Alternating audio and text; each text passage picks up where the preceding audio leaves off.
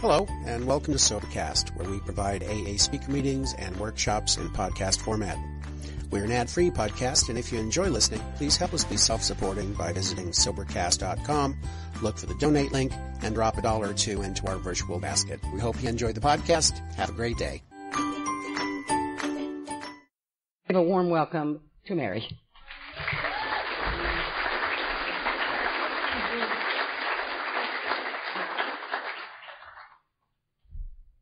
I just told her she starts too many rumors. I'm Mary, grateful, nervous, recovering alcoholic. I'm also a member of the CIA, Catholic Irish Alcoholics. Cromwell, as Ann said, has been my home group since I first came into this fellowship. What else do you need? My sobriety date is July 4th, 1974. That changed. I came in originally March 19th, but I'll get around to telling you why, honestly, I had to change the date. I didn't want to become an alcoholic. I grew up with alcoholism. I was under the feelings that it brought down to me. And I wasn't going to be like that. And for the better part of my life, I'm also the oldest of 4 children in my immediate family. And I was always told that I should be setting the example. And, without leadership to show what the example is, I have no idea. But I became the person who helped everybody, who wasn't drinking, but, when we went to a party or whatever, I made sure everybody else got home. I didn't need a drink, as a lot of people in this room can probably attest to. They know that I've got the loudest mouth at a party without a drink.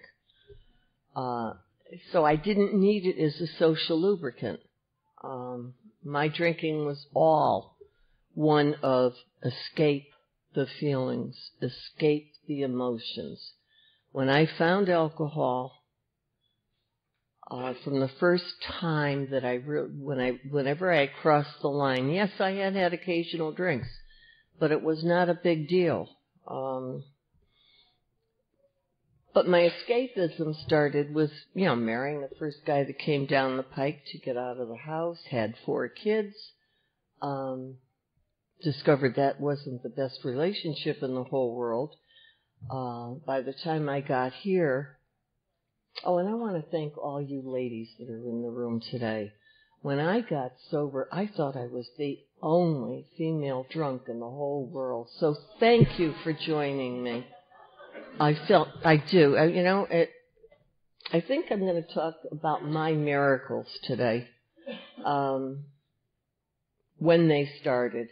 And I know I'm jumping all over the place because I had lunch with 3 delightful people. And we were talking about programs. Funny, huh? And it triggered a lot more thoughts. So God only knows what you're going to get. And I have turned it over. That's the only time I can honestly tell you that I have taken the 3rd step. Whatever comes out is His plan, not mine. So,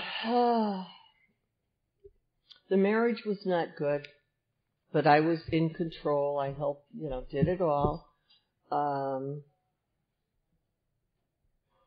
When I first started to drink, and I remember it so well, I was married to a cop, and a cop was killed, murdered, and went to the wake and funeral, as we all did. And there was a lot of booze around. And that was the time I found out that booze took away all the hurt. It was probably just about the time that ex-husband decided he was going to not be a regular person anymore. So there was a lot of abuse, verbal and physical. By the time I got here, I was a nothing. Absolutely nothing. I didn't even know what my feelings were. When I first was told that I had, I said something about I was angry about something. One of my good friends in the fellowship said, "Hell no, you're in rage." I didn't know the difference. I couldn't tell you what feelings were, other than I was nothing. And I had heard all the words and all the nonsense about how bad I was, that I believed it. I believed it. I had nowhere to go. So when I found out that alcohol took care of those feelings, they didn't go away, but they didn't hurt as much. And I didn't care. It numbed me. And that's what I needed. I needed to be numb. And for quite a few years, that probably alcohol was my friend. It saved me from doing a lot of other stupid things that I was pretty capable of doing. You know, I did want to run my car up onto a pole. I just didn't have the nerve. So the situation at home with 4 kids is not getting good. It's getting worse because their old dad's getting worse. And the abuse was going over to them. They're in school. First one gets into some counseling, and the parents were called in. That was when I learned about if you don't tell the truth to a counselor, nothing's going to happen. But I tried. I just, for some reason that time, I felt like maybe there's somebody that can help me with this. I didn't even know what this was. And I wasn't talking about the alcohol. I was talking about the living situation. Well, I did try to be honest, and I paid for it the whole next week because my spouse did not want any truth be told. So, you know, what's going to happen? And finally stopped. Now we've got to the 3rd child, and he's in trouble, and we're going back to counseling. When I walked in, and here's where my miracles start. I walked in to, that was the first one.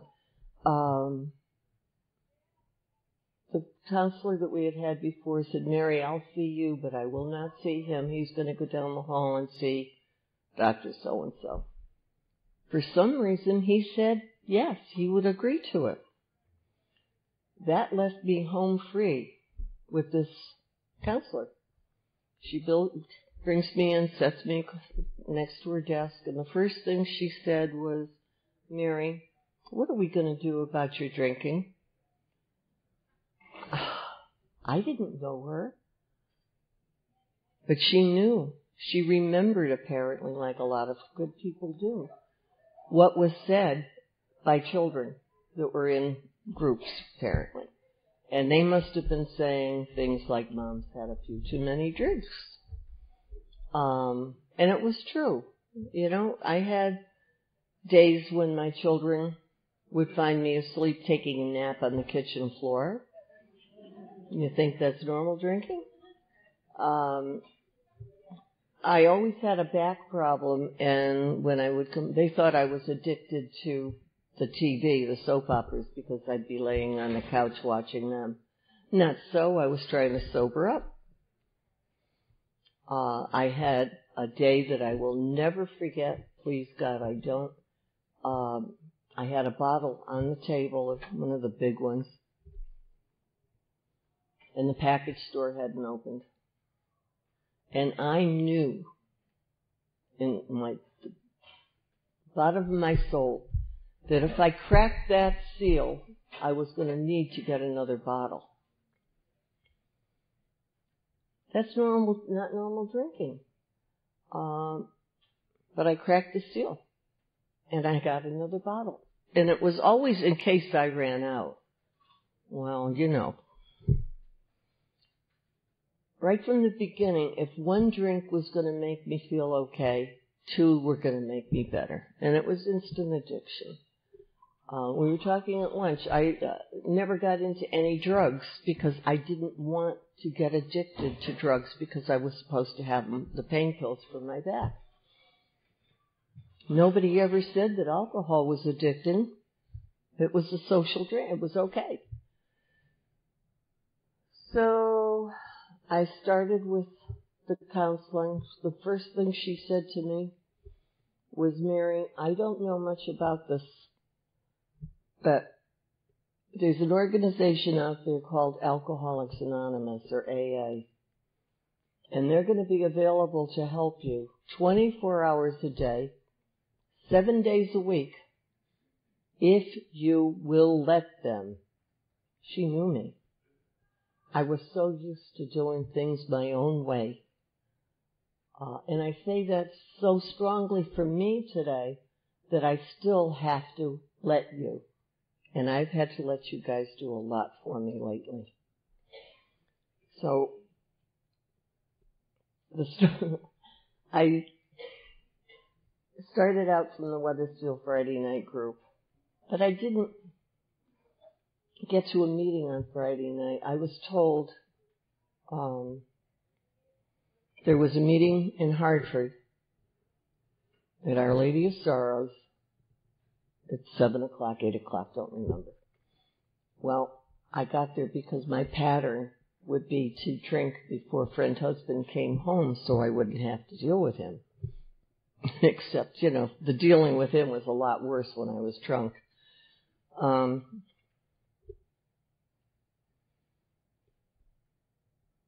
Sorry. I had the feeling sitting outside that church, there was a sign that said Senior Citizen Center. I had no idea what a drunk looked like, other than I knew what I did. I see all these people going into church, and finally, another miracle comes up, and I'm told by something, somewhere, some feeling, that you have to get into that church because you may not have another chance. And frightened I was, but I got out of the car and went into the church. I didn't know what that was about then. I do now. That was God. That was God remaining anonymous. And the whole series of things that took place, again, I didn't know it, but it happened.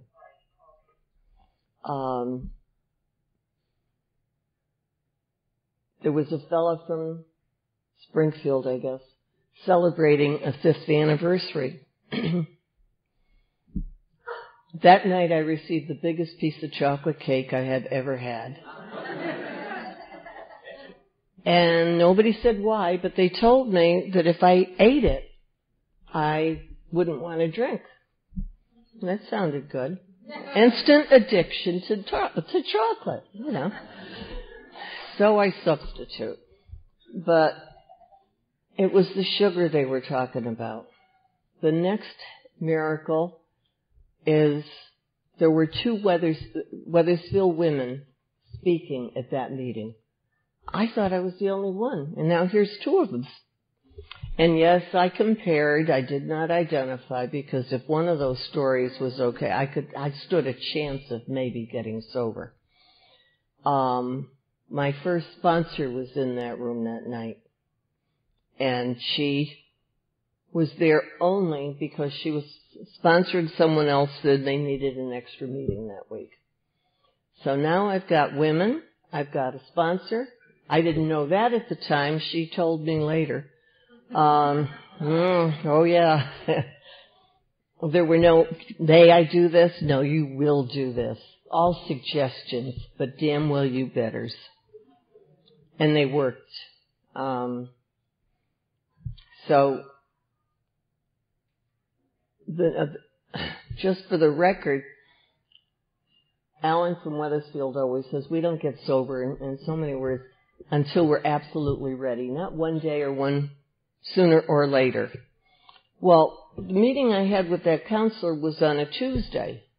My home group is Monday. No, sorry, messed that one up. I saw her on a Monday, and woman I called did not tell me about the Cromwell Monday night meeting. She told me about Tuesday. So that's where I started. And then by the time I got hooked into that Weathersfield Friday night group, I had a steady round of meetings. There were 8 or 9 a week. And there were no, I don't feel good, I think I'll stay home stuff. The bus is moving from Abdow's. We're all going to Torrington or wherever to speak, and the bus is leaving. Meet us. And that's how it was. And I finally got to start finding a little bit about me. My life in sobriety was not easy the first couple of years. The only thing I didn't do in regards to no major decisions was ex-husband threatened to leave the house, and my pattern was I was supposed to beg him to come back because I was afraid of raising children alone. I knew he wasn't going to pay anything, and I had no job. All of this stuff, it was miserable. And you guys got blamed, and rightly so, because you gave me the courage not to allow him back in that home. And I progressed, and there was all sorts of things going on. House got broken into, really kind of destroyed. I was at a meeting. The kids weren't home. I didn't want to bother anybody to come to my house and help me. They were, Well, next thing I know, there's a caravan coming across the Glastonbury Bridge. Be amazed how quick a bunch of drunks can do a job. Would have taken me 2 weeks. But, my motto is always, if the going gets tough, reach for a drunk. We know how to do it. We can help each other.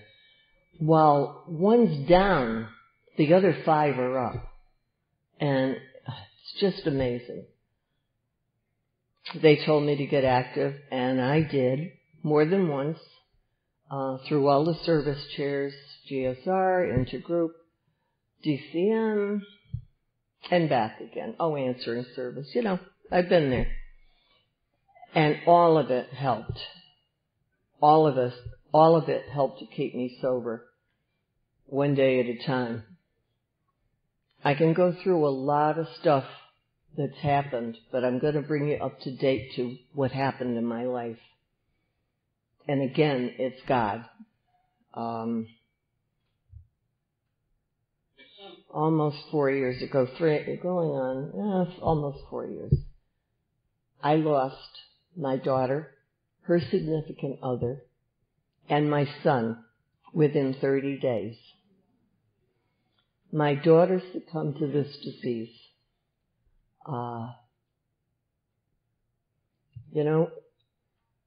It gets them.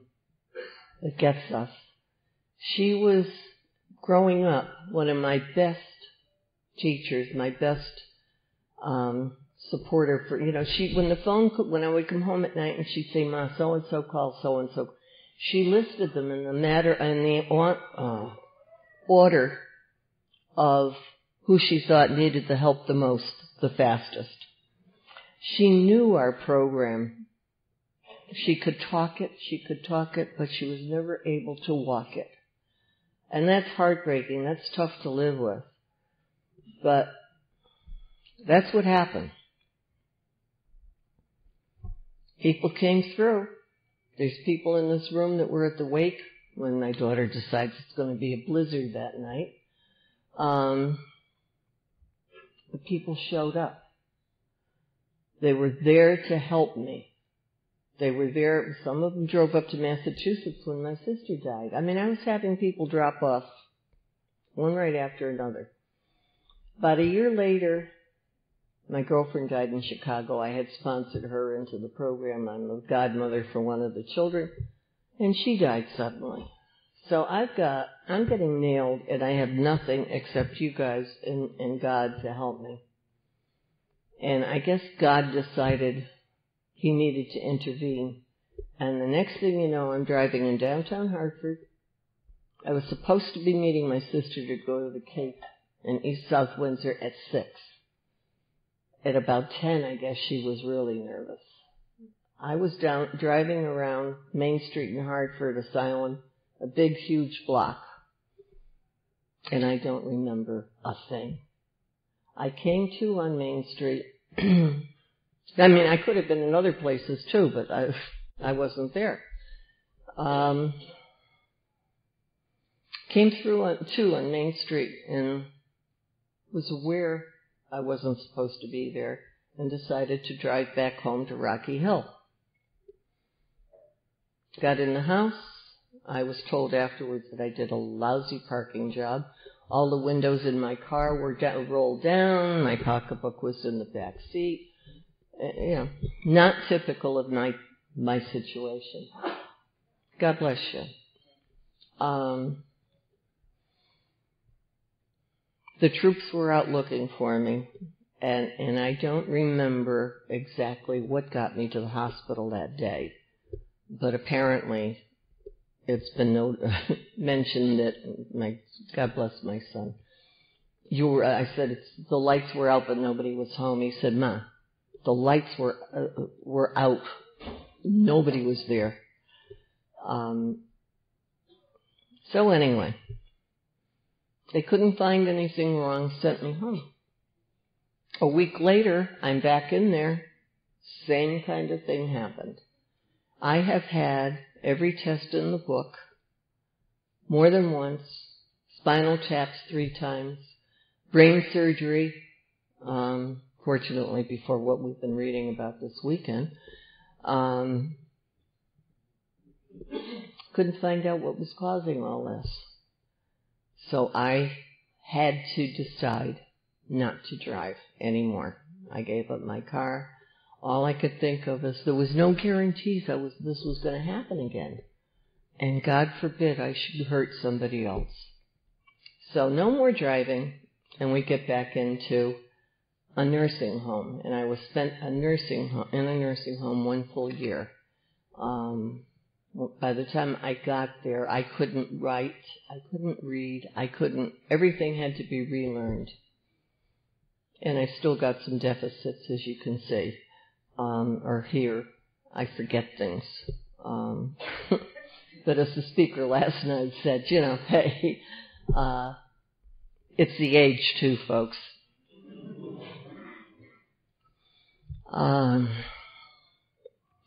So there's my story up to today. I keep doing things that are out of the norm. Last week I woke up with an eye that I couldn't see out of. I spent every single day at a doctor's office at the retinal consultants trying to find out what's causing the blindness in my right eye. We can't find it. So now I'm being led around a little bit. But God's doing all this for a reason. And, if I'm not mistaken, He still wants me to be able to ask for help. I gotta tell you, I think He's got a warped sense of humor. But I'll do it because you people have taught me through the steps, through Big Book, through all of the stuff that we offer here, to help each other live instead of dying. I live one day at a time, and I thank you for letting me speak.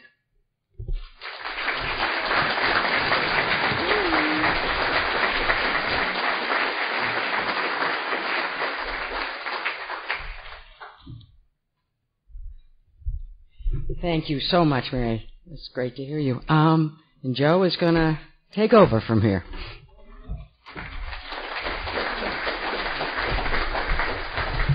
Hi, my name is Joe. I'm an alcoholic. And I think I met the next speaker 1981, possibly 1982. And it's only in like the last 5 years that we've become close. It takes Charlie a little while to warm up to people. And he'll get me back. And as Kathy was introducing Howard last night and she was kind of gushing over him, I leaned over to Charlie and I said, "You don't have to worry, I'm not going to do that tomorrow." but I kind of lied.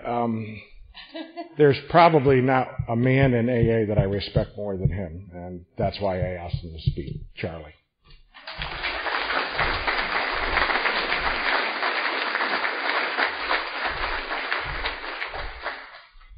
I'm getting to that age, true. I bought a cheat sheet because I can't remember anymore. And I will get even with Joe.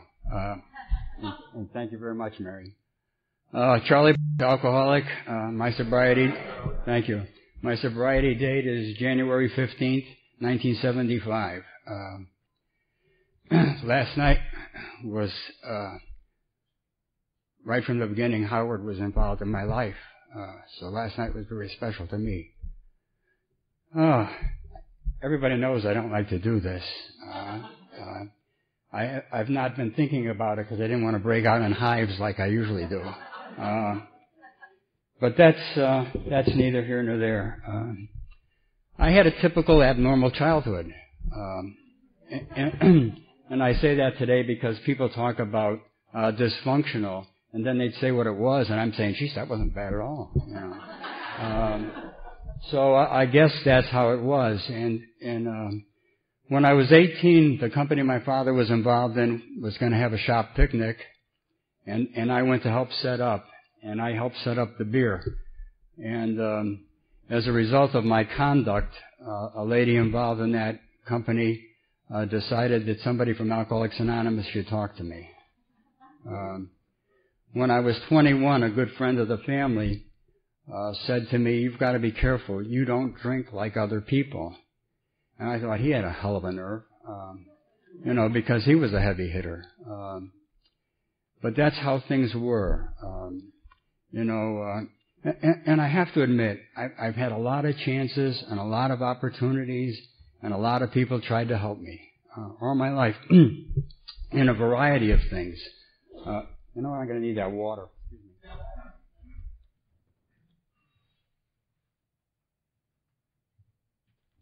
You know why people get dry when they talk? Me, because I don't like to tell the truth. I had a lot of opportunities, and I never took advantage of the opportunities. I took advantage of people, I took advantage of situations, but I never took advantage of the opportunities. And I was in trouble with alcohol right from the start, and I know that today because I always wanted alcohol to do something for me.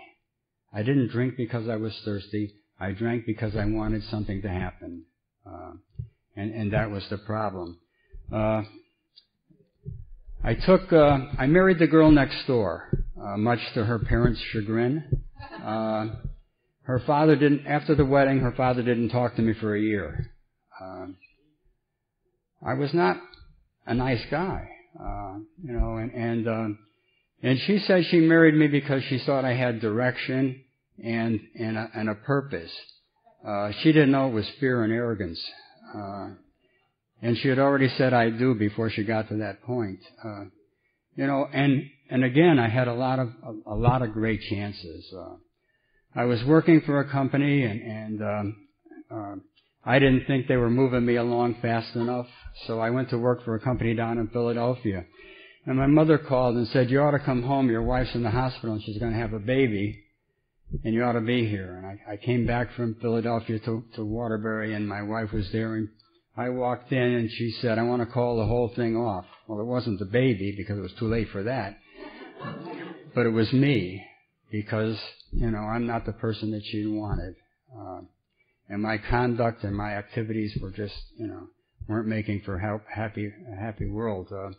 My daughter Melissa was born, and I did not move my wife to Philadelphia. In the interim, I took another job and I moved her to San Jose, California. Because it's going to get better, that little geographical cure. And San Jose was good. For weeks, it was really good. And then I found that place where they drank like I wanted to drink, and I didn't stand out. And then things got bad. And things got bad in a hurry. When you live in Connecticut and your in-laws live in Connecticut and your parents live in Connecticut, when she goes home to mom, it's not that bad. When you live in California and she goes home to mom, it gets expensive. she'd had it with me again, as most people. I went to my first meeting of Alcoholics Anonymous out there. The California Highway Patrol was not thrilled with my driving. And I went to a meeting, and there was a guy there, and he spoke, and he was pretty old, probably about my age. And I thought, I'm glad they have that thing.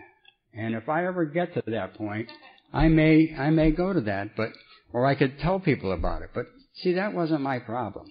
My problem was life. Things did not go my way. You've heard about restless, irritable, and discontent. Well, that was me.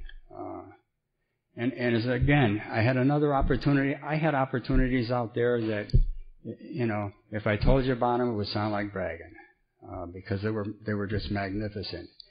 And I drank my way out of this position. I resigned ahead of them firing me, and I should back up. My wife went home, and did you ever have that? Married guys will know this, that sinking feeling that something's going wrong, and the hair stands up on the back of your neck because you're in trouble and you don't know why. Well, the phone rang, and it was my wife, and she said, "I'm coming back. Meet me at San Francisco International Airport. I'm going to give you another chance." So I said, "Okay." Now, I don't want to say how my life was going, but I always carried extra clothes in the car, and I'm supposed to be working, and I would call in, and they'd say, "Where are you?" I didn't even know what day it was. What do you mean, where am I?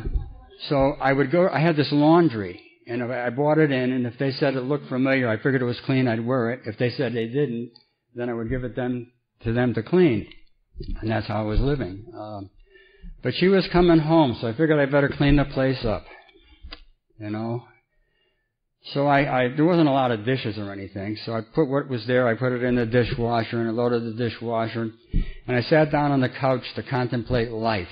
I must have dozed off, and when I woke up, there was these waves in front of me, and they weren't waves, they were soap suds. I had put the wrong soap in the dishwasher, and I don't know if any of you have ever tried this, but you can't get rid of soap. You can't flush it down the toilet. You can't add water. I mean, it just. But I'm a smart guy, So I unplugged the television and I went out to a bar and had a few drinks just to figure out what was going to happen. I don't know when I got back, but the suds were gone and the place sparkled, And I just thought it was great, If I figured out how to do it, I'd write a book, So I went to the airport and I'm standing there. In those days, you could go out by out to the concourse, and all of a sudden, this woman with a little child in her arms was tugging on my shoulder, and she was very pregnant. And I said, I didn't recognize her. I said, how did this happen? I'm not very smart with this, Our second daughter was born in San Jose, California. And when my wife went into the hospital to have the baby, she could not leave our oldest daughter with me, who was 15 months old, because I couldn't be trusted. She had to leave it with her friend. She had my second daughter, Nicole, on a Friday, and on Sunday she came home with a brand new baby and Nicole and my oldest daughter, Melissa, and I had to leave because I had to drink. And I'm ashamed of that. I'm still ashamed of that. And I hope I never stop being ashamed of that. Because I had to drink. Things got worse.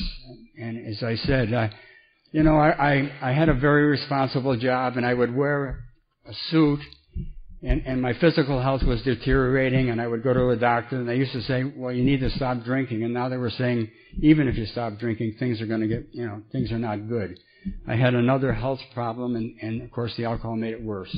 And that's how it was. I mean, I would stand there, and if I turned quick, my clothes would still be facing in this direction. That's just how it was. Well, I packed them up and I moved them back to Connecticut, not because I was noble and I wanted to get sober or anything like that. It's because I felt if something happened to me, they would be close to her parents and my parents, and there would be some help available. And I moved into the east end of Waterbury, and that's how it was. And I believe that while there, I experienced the dark night of the soul. I was sitting between the two children in the beds, and I was holding one child's hand, and I said, how could I have gotten here? This wasn't the plan. I didn't have a plan, but this certainly wasn't it. These were two beautiful children. They were so beautiful they made my heart hurt. And I had a lady sleeping in another room who truly cared about me.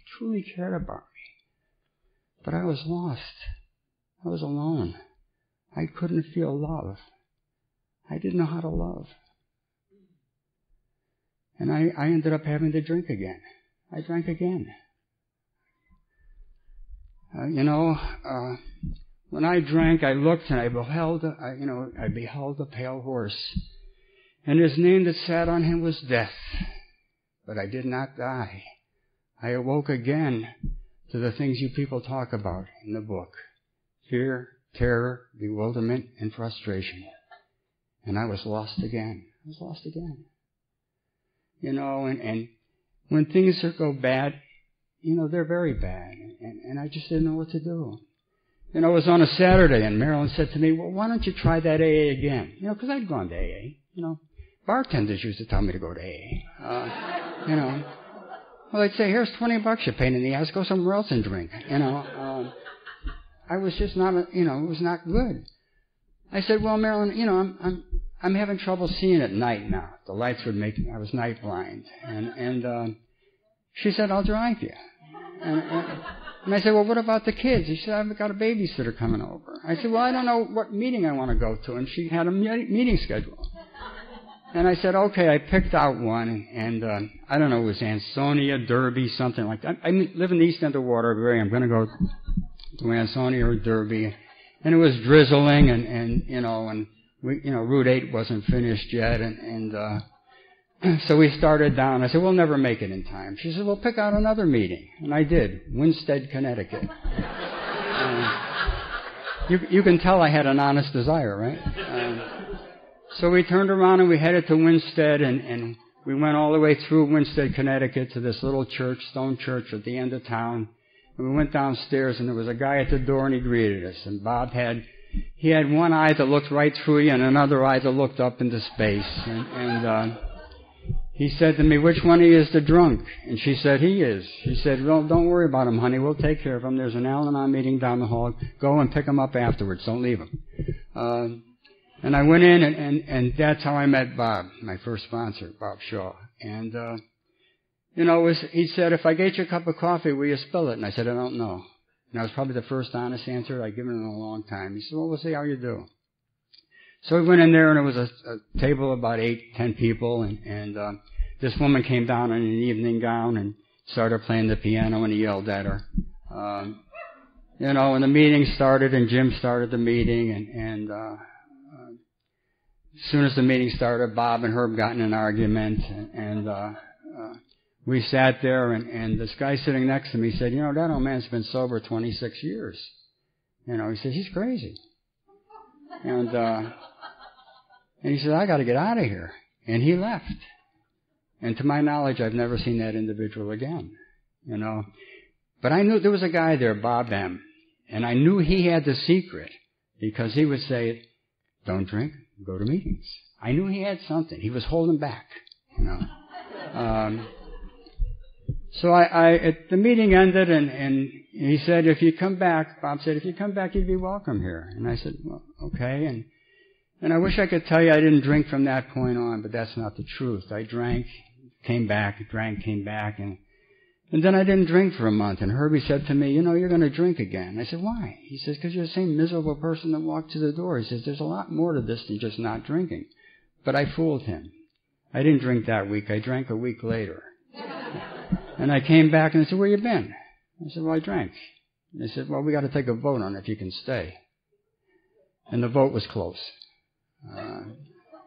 Today I know what they were trying to do was to instill in me that Alcoholics Anonymous and sobriety has value. And if it doesn't have value, you're not going to stay here. I knew this old man was nasty. I mean, he was terrible. He would say rude things to me, And I knew he was a drunk. I wasn't sure about the rest of you people. I'll tell you what, if they'd have held hands at the end of the meeting back then, I wouldn't be standing here now. I would go to meetings where he was, and I was sober about 90 days, and he called me and he said, "You got to meet me in Plainville on Friday night because I'm speaking and I'm bringing Teddy with me and he's drunk and you got to hold him in the chair while I speak." So I went to Plainville and Bob was there and he said, "You're not sober long enough to work with Teddy, you talk." And that's how I spoke for the first time, you know. I don't know what I said, but that's why, at the end he said, "Okay, I'll follow you home." And I said, "Why, Bob?" He said, "Well," he said, "you speak for the first time and nobody throws anything at you. You're going to celebrate and go out and get drunk." And I said, "No, I won't, Bob." And by the time I got home, the phone was ringing and it was Bob, I wish I could say that that's how it went. But, wives have a terrible habit. They start asking questions like, "Do you love me? Will you ever work again?" These things. And, I said, "I don't know. I honestly don't know what's going on." But I did. I went out and got a job, all of a sudden I got a job, I got money coming in, I got a car, I got money in my pocket, I'm hip and slick, and all of a sudden these meetings don't have the priorities that they once had. And then the meetings faded away and I faded away and I picked up a drink, And the place that I spoke at in July, I was a patient there in January. And the old man came and visited me up there, him and Bob M., and I was ashamed. I wasn't ashamed because I'd let down AA, but this old man had spent a lot of time with me, And if I could have crawled into the floor, I would have crawled into the floor. And he said, "Book, you got to go to the meetings where you live." He said, "We like to see you in Winsted, but you got to go in Waterbury." So I started, Waterbury and I had a little problem, so I went all the way. I went Southbury, Southington, Plainville. I surrounded Waterbury. When I finally went to meetings in Waterbury, what happened? It was the same damn people. Well, I started hanging around with the three nutsies, Miller, Anderson, and downtown Ray Brown. And the four of us in a car, there was not a thimbleful of mental health. But we went and we did a lot of things, and things got better. And people say to me, what was a turning point in your sobriety? I said, Miller moved out of state, because he was crazy. But that's, he did a great thing for me, and most people. Ray Brown came into my living room and sat down and played with my children. I didn't know how to do that. Miller brought me over to his ex-wife's house, and his children were very cold to him. And he said to me when we left, "If you don't want that, you got to practice this program where you live." Very, very good lessons. And Anderson said to me, "You've got to read about this stuff. You've got to not just read it up here, you got to read it in here, and you got to apply it in your life." And that's what I started. But I had difficulties, I did. As I said, I was sober about a year, and Marilyn came to me and she said, "You're not a very loving person. And I understand that, but your children don't." And I had to work on that. You guys, Danny Ryan in Hartford used to say when he got to Alcoholics Anonymous, he thought the Lord's Prayer said, "Lead us not into Penn Station." Sounded good to me. And two guys, the two Rays, there was a meeting, there was an Oxford meeting down in New Milford, and on Monday nights they would take me to this meeting. Of course, the Oxford group had long been disbanded and changed its name, but they called it that because they read from the book that was first read before there was a big book. They read from Emmett Fox's Sermon on the Mount. And there were many people there, and they weren't just alcoholics, there were other people who wanted something better, And for years I could not figure out how Alcoholics Anonymous in New York got a hold of Sermon on the Mount. And only in the last few years I read that Emmett Fox's secretary's son was AA number 10 in New York City. And that's how the association came to be. And and also that many of the Catholic clergy, because it was not allowed in those days, would go listen to him at Fox and read his literature.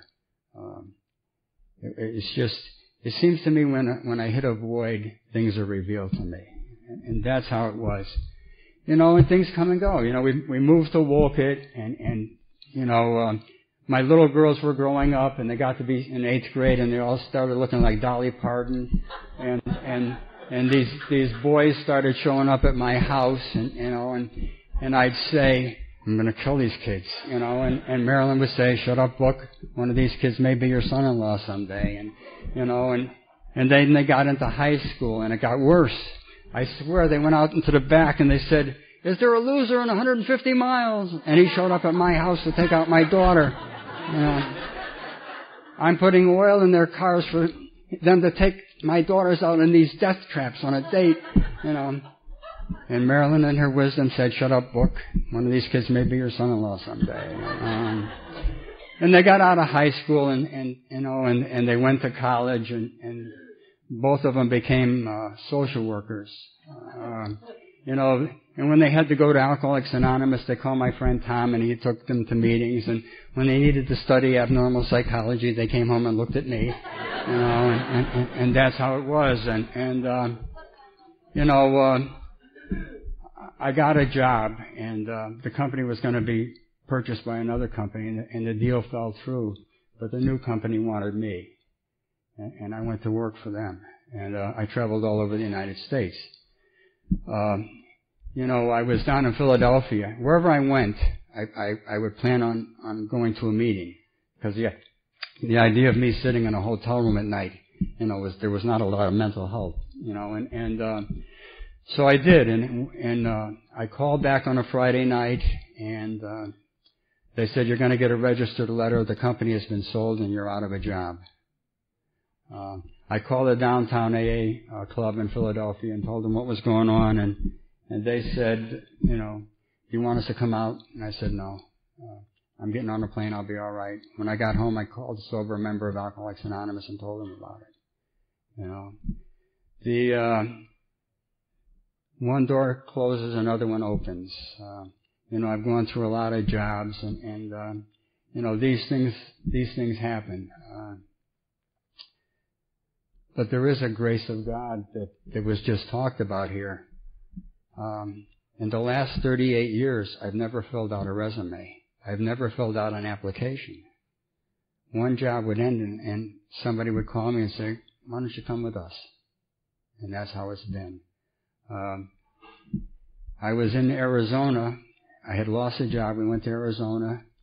And I called a man and I said, can I visit your plant out there? And he said, yeah. I said, go take a look at it and see what you think of it. And I did. I gave him a report. He said, come to Providence and let me know. I'll buy you lunch. And I went there and he said, why don't you come and fix some of this junk you've been selling me for the last 30 years? And I did. I went to Providence, Rhode Island every day for 8 years. And I turned 65 in October, and on November 11th, they called me and they said, Charlie, we're sorry to do this. Every improvement in this company, in this plant, you did, but we're eliminating your position. And I was gone. And the next night I was to speak at St. John's in Waterbury, and I got very emotional because the impact of it hadn't really hit me yet, And again, God's grace. My daughter, I have Crohn's disease, and my daughter was diagnosed with Crohn's disease, and she said I lost a job so I could be there to help her. And not one door closes, then another opens. And people who knew me, I would do a week in Cleveland or a week in California. The company that let me go, I went out to the Arizona plant and did a week for them out there because you people told me that if I do the right things, the right thing will happen. And it did. And it has. A young lady up in Thomaston bought a company, and she knew that I knew something about this equipment. She said, why don't you come up here and look at it and see if it's worthwhile pursuing? So I went up there, and I did a study for her, and I told her what I thought. And Marilyn was saying to me things like, you're having way too much fun. You ought to get a real job. This kind of thing. I said, Amy, I got to get a real job. And she said, you have one. You're starting. You work here. I've been there for the last little over a year. And things come and go, and I have to tell you that Dr. Bob, before he made any major decision, he always looked at the four absolutes, and I implemented that in my life. And, the first one is honesty. Is it true or false? The second one is unselfishness. How will it affect the other fellow? The third one is love. Is it ugly or beautiful? And the fourth one is purity. Is it right or is it wrong? And that's what I try to do today. I try to look at these things. It's funny. I have 5 grandchildren. Would you believe this? And, my youngest daughter came to me and said, Dad, I'm pregnant and I need your love and your support. And she had a baby, and her and the young man tried to make it work, and they bought a condo and they bought a house, and they came and my wife called me and she said, Nicole says she and Lena have to come home because it's not working out. And she wants to know what the conditions are. And I said, there are no conditions, because you told me that love is unconditional. So she came home and she stayed with us for a while. And when she decided it wasn't ever going to work again, in fact, her ex just got married again, for a number of times, but, that's, and he comes from a good family, and his family's been very supportive, so I can't, I have to accept the things I can't change. Dick lives right down the street in a convalescent home, and Dick Barton, and Brenda went to see him, and she said, how can you sit here day in and day out? And he said, acceptance is the key. Acceptance. And acceptance is the key with me, We're getting to that time, and I don't want to go over, but, there's many versions of this. I got this one from White Standing Buffalo. And the story is about the Navajo tradition. It tells of an old Navajo who told his grandson that sometimes he feels like there is fighting going on inside of him. The fight is between 2 wolves. One is evil. It is the wolf of anger, envy, sorrow, regret, greed, arrogance, self-pity, guilt, resentment, inferiority, superiority, fear of healing my body and mind, fear of succeeding, fear of exploring what has been said by others to be true, fear of walking in others' moccasins and seeing glimpses of their reality through their eyes and their hearts, using empty excuses that in my heart knows to be false. The other wolf is good. It is the wolf of joy, of peace, love, hope, serenity, humility, kindness, empathy, caring for those who have helped me even though their efforts have not always been perfect, the willingness to forgive myself and others, and realizing that my destiny is in my hands.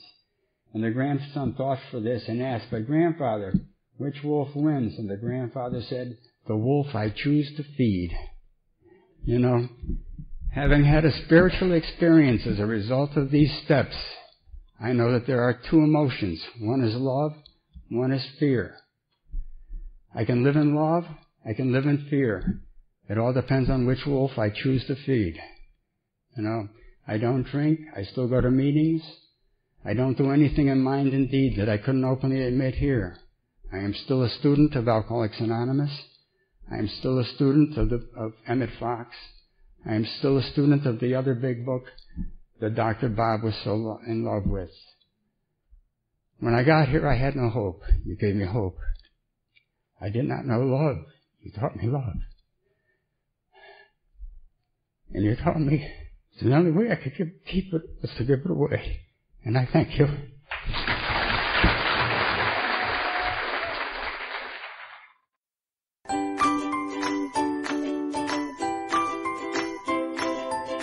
Thanks for listening. I hope you enjoyed the podcast. Sobercast is ad-free, and we'd like your help in order to keep it that way.